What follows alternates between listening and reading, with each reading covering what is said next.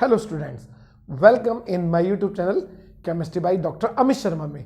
तो यस्टरडे हमने अपलोड की ऑप्टिकल आइसोमेरिज्म, तो आज मैं उसी सीरीज को आगे बढ़ाते हुए ज्योमेट्रिकल आइसोमर के ऊपर क्वेश्चन कराने वाला हूं। तो ज्योमेट्रिकल आइसोमर्स क्या होते हैं, क्या ज्योमेट्रिकल आइसोमेरिज्म होती है और उसके कुछ examples.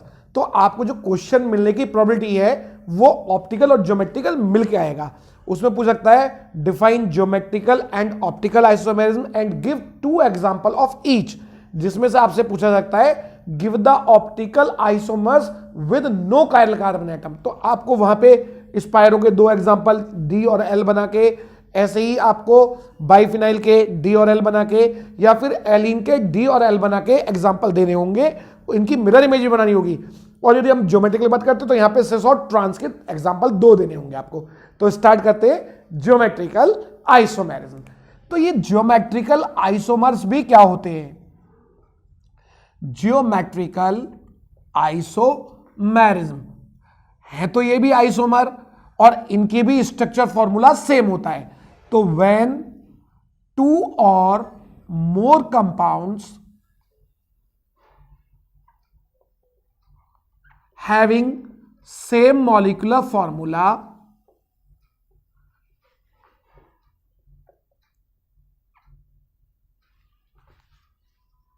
same structural formula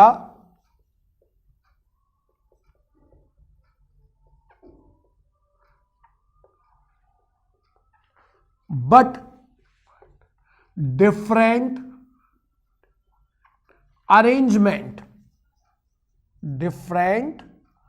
arrangement of atoms or group of atoms along carbon-carbon double bond are called geometrical isomers, and this phenomena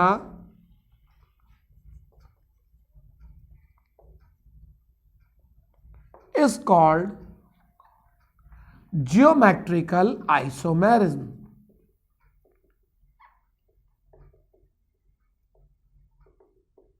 तो वास्तव में क्या हुआ, जब दो या दो से ज्यादा कंपाउंड जिनका मॉलिक्यूलर फॉर्मूला सेम हो, जिनका स्ट्रक्चर फॉर्मूला सेम हो, but the arrangement of atom और group of atom along carbon carbon double bond.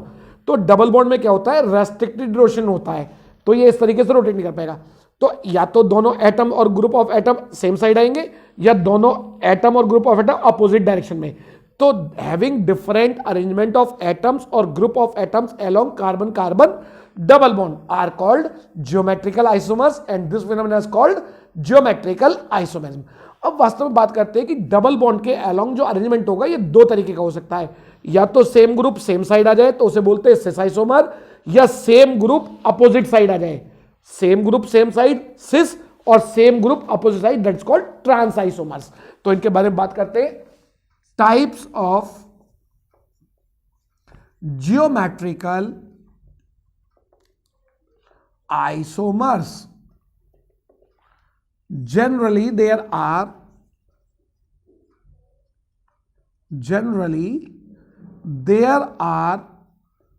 two types of geometrical isomers. Number one, cis isomer। तो ये सिस आइसोमर्स क्या होते हैं? Those geometrical isomers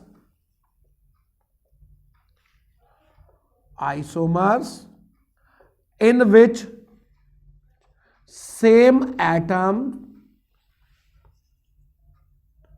or group of atoms are present at the same side of carbon-carbon double bond are called cis isomers. तो in general यदि मैं देखूं तो कार्बन कार्बन डबल बॉन्ड के दोनों तरफ किस तरीके से, यदि ए एक एटम या ग्रुप ऑफ एटम है तो इस साइड भी सेम आ जाए, या दूसरा एटम बी है तो बी यहां आ जाए। तो अब हम डबल बॉन्ड के अलोंग इस तरीके देखेंगे, तो दोनों सेम ग्रुप सेम साइड, ये वाले सेम ग्रुप सेम साइड, तो ऐसे आइसोमर को क्या बोलेंगे हम, सिस आइसोमर। ठीक है बेटा। तो अब इसका एक एग्जांपल मैं आपको बता सकता हूं। फॉर एग्जांपल इसके देखिए, तो एक हमारे पास होता है सिस ब्यूट टू इन। सिस ब्यूटूइन का मतलब क्या होगा, सी डबल बॉन्ड सी, यहां पर H, यहां पर H और यहां पर CH3 और इस साइड CH3। तो वास्तव में ब्यूटूइन है, पर ब्यूटूइन में कार्बन कार्बन डबल बॉन्ड के अलोंग एक तरफ हाइड्रोजन है और दूसरी तरफ मिथाइल मिथाइल, यानी कि सेम एटम और same group of atoms are present at the same side, यानी कि दोनों हाइड्रोजन डबल बॉन्ड के ऊपर और दोनों मिथाइल ग्रुप डबल बॉन्ड के नीचे। इसका मतलब सेम एटम्स और group atom are present at same side, तो इसे बोलते हैं सिस ब्यूटूइन। आप लोग इसका स्क्रीनशॉट ले लो, फिर हम ट्रांस के बारे में बात करते हैं। तो कंटिन्यू करते हैं। Number 2, that is called trans isomers. What are trans isomers? Those geometrical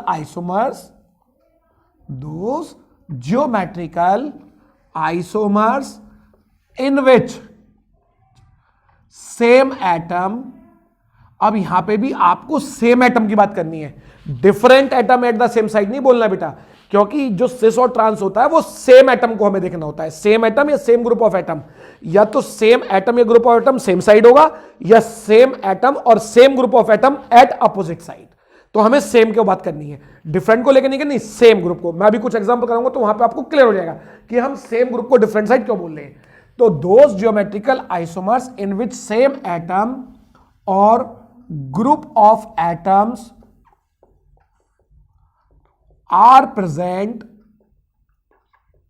at the opposite side of carbon carbon double bond are called trans isomers। और यदि बात देखो तो ट्रांस आइसोमर ज्यादा स्टेबल होते हैं किससे, सिस वाले से, क्योंकि ट्रांस आइसोमर में सेम एटम और ग्रुप ऑफ एटम एक दूसरे से काफी दूर होते हैं, जिससे इनके बीच में रिपल्शन मिनिमम होता है और स्टेबिलिटी मैक्सिमम होती है। तो देखो सपोज यहां पे ए एटम, दूसरी साइड में ये ए एटम यहां आ गया, बी यहां आया और ये वाला बी यहां आ गया, तो same atom at present different side. तो इस तरीके से इसका एक एग्जांपल मैं आप लोगों को बताता हूं, उसे बोलते हैं ट्रांस आइसोमर, क्योंकि same atom at different side. अब दूसरा एग्जांपल यदि मैं दूं तो इसका हम दे सकते हैं ट्रांस ब्यूट टू इन, जो अभी बनाया था सिस वाला, तो उसी तरीके से बनाते हैं। तो यहां कार्बन कार्बन, ये वाला H इस तरफ, ये वाला H इस तरफ, ये वाला CH3 इस तरफ और यहां पे मिथाइल ग्रुप इस तरफ। तो देखो हाइड्रोजन एक दूसरे के अपोजिट, मिथाइल ग्रुप एक दूसरे के अपोजिट, पर formula CH3 CS double bond CH CH3। तो इसका मतलब ये ब्यूट है और कौन सी पोजीशन है, ट्रांस। तो trans but two ene is a trans isomer and cis but two ene is a cis isomer. दोनों में स्टेबल कौन सा होगा, ट्रांस वाला, क्योंकि सेम ग्रुप एक दूसरे से बहुत दूर है, जिससे इनके बीच में रिपल्शन कम होगा, स्टेबिलिटी मैक्सिमम होगी। अब मैं एक एग्जांपल थोड़ा सा अलग से कराना चाहता हूं आपको, जिसमें मैं अभी जो कंडीशन बता रहा था कि सपोज ऐसा हो जाए कि हमारे केवल दो एटम और ग्रुप ऑफ एटम सेम हो। पहली कंडीशन एक है कि एक ही कार्बन के दोनों एटम सेम नहीं होने चाहिए या ग्रुप एटम सेम नहीं। तो यदि ऐसी कंडीशन है कि एक ही कार्बन पर दोनों एटम या ग्रुप एटम सेम है, तो वो ज्योमेट्रिकल आइसोमर नहीं शो करेगा, ज्योमेट्रिकल आइसोमर शो नहीं करेगा। वो कैसा होगा, इट इज ज्योमेट्रिकली इनएक्टिव। तो इसका मतलब दोनों कार्बन के ऊपर डिफरेंट एटम्स होने चाहिए दोनों। तो अब सपोज करो, एक एग्जांपल मैं लेता हूं, यहां पर आपके पास H है, यहां पर H है, यहां पर OH है और यहां पर COOH। तो अब यहां आपको क्लियर है कि ये दोनों एटम और ग्रुप एटम डिफरेंट है, तो केवल ये हाइड्रोजन और हाइड्रोजन सेम है और सेम एटम या group of atom are present at the same side. हां, अब कई बार डबल बॉन्ड यदि ऐसे दिखा दिया जाए तो आपको डबल बॉन्ड के इस साइड और डबल बॉन्ड के इस साइड, यानी कि डबल बॉन्ड के पैरेलल अपने हाथ को रखें, उसके ऊपर या नीचे आप देखें। तो स्टार्ट करते हैं। तो डबल बॉन्ड के अलोंग हाइड्रोजन सेम साइड, तो इसको बोलते हैं हम सिस आइसोमर। क्या बोलेंगे इसको हम? Cis isomer. अब यदि मुझे इसका ट्रांस बनाना है तो देखो मैं कैसे करूंगा बेटा, सी डबल बॉन्ड सी, यहां पर H इस तरफ, यहां पर H इस तरफ, यहां पर OH और यहां पर COOH। अब एक बात देखो, तो same atom at different side. अब डिफरेंट एटम सेम साइड भी है और डिफरेंट एटम डिफरेंट साइड भी है, तो इसका मतलब हमें सेम एटम से बात करनी है। तो when same atom are present at different side that are called trans isomer. Trans isomer. इसके बाद मैं आपको एक स्पेशल केस कराऊंगा, ई एंड जेड नोमेनक्लेचर, जो ज्योमेट्रिकल का स्पेशल केस है, तो उसको भी समझते हैं। आप इसका स्क्रीनशॉट ले लें। तो कई बार क्या होता है, आपको ई एंड जेड नोमेनक्लेचर आता है, सिस और ट्रांस की जगह ई जेड। तो ये डिफरेंट नोमेनक्लेचर है, किसके लिए? ज्योमेट्रिकल आइसोमर के लिए। ये क्या होता है, इसके बारे में बात करते हैं। ई Z nomenclature for geometrical isomer. तो ये कंडीशन क्या होती है? When all the atoms or group of atoms are different in geometrical isomers, they can be nominated as per CIP rule, that is called Kahan-Ingold and Prelog rule। अब ये काहन इनगोल्ड and प्रीलॉग rule क्या होता है? जब हमारे किसी कंपाउंड के ऊपर, फॉर एग्जांपल मैं एक ले लेता हूं कि ये डबल बॉन्डेड कार्बन एटम है और ये चारों एटम और ग्रुप ऑफ एटम्स डिफरेंट आ जाए। फॉर एग्जांपल यहां CH आ जाए, यहां मिथाइल ग्रुप आ जाए, यहां OH ग्रुप आ जाए और यहां पे आ जाए आपका COOH ग्रुप। तो इस कंडीशन में इसको हम सिस और ट्रांस नहीं बोल पाएंगे, क्योंकि यहां पर चारों एटम डिफरेंट है, चारों ग्रुप ऑफ एटम डिफरेंट है, तो ना तो मुझे सिस की पता चल रही ना ट्रांस की। तो इस कंडीशन में हम एक रूल अप्लाई करते हैं, ई जेड नोमेनक्लेचर। तो अभी इसको समझाने की कोशिश करता हूं कि ये ई और जेड का मतलब क्या होता है। तो पहले ई जेड को समझते हैं, फिर इसके ऊपर अप्लाई करेंगे काहन-इनगोल्ड। तो सबसे पहला आइसोमर होता है ई आइसोमर। ये जो वर्ड ई है, it is taken from the Greek word एंटजेजन। एंटजेजन मीन्स अपोजिट। इसका मतलब क्या होगा? व्हेन प्रायोरिटी ग्रुप, कौन से priority group? When same priority group are present at the opposite side of carbon double bond are called E isomers। अब बेटा इसको हम ट्रांस नहीं बोल सकते, क्योंकि कई बार ई वाला सिस भी हो सकता है, कई बार वाला ई वाला ट्रांस भी हो सकता है। तो E Z nomenclature is completely different from the cis and trans nomenclature. अब बात आती है कि सर ये कैसे पता चलेगा प्रायोरिटी ग्रुप क्या होते हैं? तो प्रायोरिटी ग्रुप हम कार्बन के ऊपर जो एटम या ग्रुप ऑफ एटम अटैच है उसका एटॉमिक मास देखते हैं।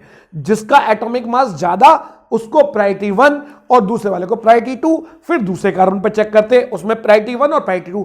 या तो प्रायोरिटी 1 सेम साइड आएगी, प्रायोरिटी 2 सेम साइड, तो उसे बोलेंगे जेड आइसोमर। यदि प्रायोरिटी सेम साइड वाली अपोजिट साइड आती है तो देखो दिखाता हूं कैसे। सपोज इसमें इस वाले कार्बन को मैं नंबर 1 मानता हूं, इस वाले कार्बन को 2, क्योंकि मैं डबल बॉन्ड वाले कार्बन कंसीडर कर रहा हूं। तो इस वाले कार्बन पे एक हाइड्रोजन जुड़ा है और इस पे कार्बन, तो कार्बन और हाइड्रोजन में एटॉमिक नंबर या एटॉमिक मास किसका ज्यादा है? आपको मालूम है कार्बन का। तो मैं इसको प्रायोरिटी 1 दूंगा, हाइड्रोजन को प्रायोरिटी 2 दूंगा। समझ में आया कि सर इस वाले कार्बन से ये कार्बन अटैच है, कार्बन का 12, इस वाले कार्बन से हाइड्रोजन इसका 1। तो इसका मतलब 1 और 12 में किसका एटॉमिक मास ज्यादा? 12 वाले, तो इसे 1 इसे 2। अब इस वाले कार्बन पे पहले O अटैच है, ऑक्सीजन का कितना होता है? 16, और कार्बन अटैच, कार्बन कितना होता है? 12। तो आपको मालूम है किसको प्रायोरिटी मिलेगी? ऑक्सीजन को प्रायोरिटी मिलेगी। तो इट इज 1, इट इज 2। अब जरा चेक करो, 2 2 एक दूसरे के सेम साइड या अपोजिट साइड? 1 1 एक दूसरे के अपोजिट, तो इसलिए से क्या बोलेंगे हम, इसको हम ट्रांस नहीं बोलेंगे, इसको क्या बोलेंगे हम, that is called E isomer. अब फॉर एग्जांपल मैं दूसरा एग्जांपल इसी को अपोजिट कर देता हूं। सपोज यहां H था, यहां C था, यहां CH3 डबल बॉन्ड C, ऊपर की तरफ हमारे पास COOH और नीचे की तरफ हमारे पास था OH। सपोज ये ग्रुप इस तरीके से अटैच है, तो अब सेम वाले को पोजीशन को आप देखो तो यहां न सिस ट्रांस पता चलेगी, इस वाले कार्बन पे एक हाइड्रोजन और इस पे कार्बन, तो प्रायोरिटी इसको 1 मिल गई, इसको 2 मिल गई। अब इस वाले कार्बन पर ऑक्सीजन, इस वाले कार्बन पर कार्बन, तो इसको प्रायोरिटी 1 मिल गई, इसको प्रायोरिटी 2 मिल गई। तो same priority group are present at the same side, तो इसको क्या बोलेंगे हम, that is called Z isomer. अब जेड आइसोमर क्या होता है, इसको मैं एक्सप्लेन कर देता हूं। जेड आइसोमर्स, अब Z is taken from the Greek word जुसामेन। जुसामेन, जुसामेन means all together, which means when same priority group, अब प्रायोरिटी ग्रुप तो आपको पता चल गया होगा, same priority group are present at the same side of carbon carbon double bond are called Z isomers. तो अब आपको याद रखना है, Z वाले में प्रायोरिटी ग्रुप सेम साइड होंगे, और E का मतलब एनिमी एक दूसरे से पास रहेंगे, दूर रहेंगे, तो इसका मतलब सेम प्रायोरिटी ग्रुप जब दूर होंगे that is called E isomer. तो ये भी एक तरीका होता है, तो इसका भी आप स्क्रीनशॉट ले लें, फिर मैं आगे एक एग्जांपल और दूंगा EZ का। तो कंटिन्यू करते हैं नेक्स्ट एग्जांपल के साथ। ये एग्जांपल भी मैं E और Z के हिसाब से ले रहा हूं। Suppose carbon carbon double bond इस तरफ आपका जुड़ा हुआ है CH3, इस तरफ जुड़ा हुआ है COOH, यहां पे जुड़ा हुआ है CHO और यहां पर जुड़ा हुआ है OH। एक कंपाउंड ये हमारे पास है। तो सपोज इसको मैं करता हूं, तो सबसे पहले मैं कार्बन इस वाले के ऊपर देखता हूं। तो मैं अब आपको हाईलाइट करके दिखाना चाहता हूं कि मैं इन दोनों कार्बनों को जो डबल बॉन्ड से बॉन्डेड है, इनको ब्रैकेट के अंदर बंद कर लेता हूं। अब मुझे इन दोनों कार्बनों पे जो अटैच ग्रुप है उनको नंबरिंग देनी है। तो सपोज इस वाले कार्बन पर क्या अटैच है, कार्बन, इस वाले कार्बन पे भी कार्बन, तो ये तो गड़बड़ हो जाएगी। तो उससे नेक्स्ट एटम की तरफ चलेंगे। इस कार्बन से दूसरा कौन अटैच है, हाइड्रोजन, और इस कार्बन से कौन अटैच है, ऑक्सीजन। यस, तो कार्बन कार्बन तो सेम थे, पर लेकिन नेक्स्ट वाले में इसका नंबर ज्यादा होता है, तो इसे प्रायोरिटी क्या मिलेगी, 1, और इसे प्रायोरिटी क्या मिलेगी, 2। अब यहां चलते, तो इस तरफ तो आपको मालूम है इस वाले कार्बन पर एक कार्बन जुड़ा है और ऑक्सीजन जुड़ा है, तो ऑक्सीजन को प्रायोरिटी क्या मिलेगी, 1, और इसे प्रायोरिटी क्या मिलेगी, 2। तो same priority are present at same side, इसका मतलब ऑल टुगेदर। तो इस आइसोमर को क्या बोलेंगे हम, Z isomer, that is called Z isomer. अब मैं इसका कहूं कि आप मेरे को ट्रांस आइसोमर बताओ, can you explain mister Bhavya, can you explain इसको हम कैसे बना सकते हैं। Yes, it is very simple कि सर आप क्या करें, इस वाले कार्बन की पोजीशन सेम रहने दें, इसके एटम और ग्रुप एटम को क्या करें, सेम साइड रहने दें, पर दूसरे वाले को रोटेट करा दें। तो रोटेट कराऊंगा तो यहां पे क्या आएगा, OH, और यहां पे क्या आएगा, CHO। अब जरा फिर से हाईलाइट कर लेते हैं हम। अब मैं दोनों कार्बनों को फिर से ब्रैकेट के अंदर बंद कर देता हूं, जो डबल बॉन्ड से बॉन्डेड है। अब इनके ऊपर प्रायोरिटी ग्रुप चेक करते हैं। तो देखो इस वाले कार्बन पर पहला कार्बन, ये भी कार्बन सेम, इस पे हाइड्रोजन, इस पे ऑक्सीजन, तो इसको नंबर 1 ऑक्सीजन की वजह से, और इसे नंबर 2 क्योंकि इसका एटॉमिक नंबर कम है, एटॉमिक मास कम है। इस वाले कार्बन पर ऑक्सीजन, इस वाले कार्बन दैट इज इसको नंबर 1, इसको नंबर 2। अब same priority group at present opposite side, तो इसलिए एंटी कैसे हो गए, एनिमी हो गए एक दूसरे से दूर दूर। तो इसका मतलब ये कौन सा आइसोमर हो गया, that is called E isomer. तो एक एग्जांपल और लास्ट कर रहा हूं आपको, तो उसमें कोशिश करना आप बताने की क्या होगा, कार्बन कार्बन डबल बॉन्ड, और इसको बहुत सिंपल कर देता हूं, fluorine chlorine bromine and iodine. Suppose मैंने ये ले लिया, तो अब ये आप खुद देखो, तो सबसे पहले हाईलाइट कर लेते हैं। सपोज ये कार्बन 1, ये कार्बन 2, या कोई सा भी कह सकते हो, दोनों कार्बन को मैंने बंद कर लिया। इस कार्बन पर एक फ्लोरीन, फ्लोरीन का एटॉमिक नंबर तो नहीं, हम मास देखेंगे 19, और क्लोरीन का 35, तो इसका मतलब ज्यादा किसका, क्लोरीन का, तो इसे नंबर 1 और फ्लोरीन को नंबर 2। इस वाले कार्बन पर देखो एक ब्रोमीन और एक आयोडीन, ब्रोमीन का 80, का आयोडीन का 127, तो इसका मतलब आयोडीन को 1 और ब्रोमीन को 2, इसका मतलब same priority group at same side, तो it is called all together that is called Z isomer. अब यदि इसका आपको क्या बनाना है, ट्रांस आइसोमर, सॉरी इसका एंड सेजन बनाना है, ई आइसोमर बनाना है, तो आप कुछ भी कर सकते हो, चाहे तो कार्बन 1 के चेंज कर दो या कार्बन 2 के अपोजिट पलट दो।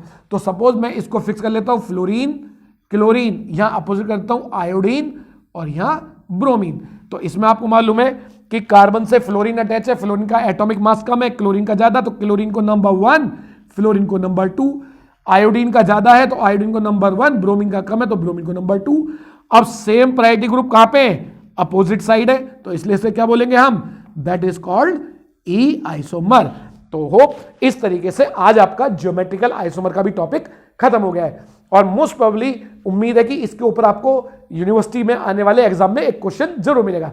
तो मेरे वीडियो यदि आपको अच्छी लगी है तो कमेंट करें, वीडियो को ज्यादा लाइक करें, शेयर करें, चैनल को सब्सक्राइब करें और बेल आइकन प्रेस करना ना भूलें, ताकि आने वाली वीडियो के नोटिफिकेशन आपको मिलते रहे। Thank you.